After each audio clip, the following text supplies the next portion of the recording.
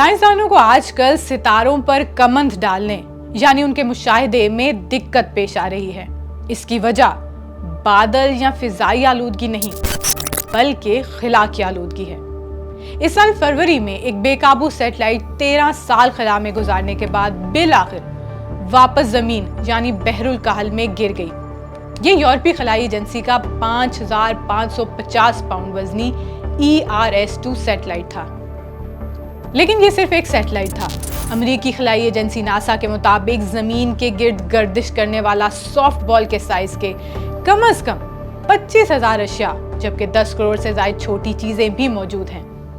हुकाम ने खबरदार किया है कि खला में 9,000 मैट्रिक टन कचरा मौजूद है जो गोली से 10 गुना तेज रफ्तार से सफर कर सकता है और रॉकेट्स और औलाद के लिए तबाहकुन साबित हो सकता है।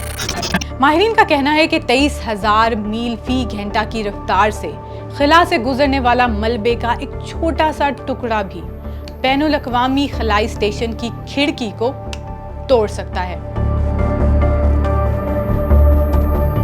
इनमें से 5,000 से ज्यादा बड़ी अशिया एलोन मस्क की खलाई कंपनी स्पेस एक्स से ताल्लुक रखने वाली सैटेलाइट्स हैं, जिन्होंने हालिया बरसों में मजीद 30,000 स्टारलिंक सैटेलाइट भेजने की दरखास्त दे रखी है।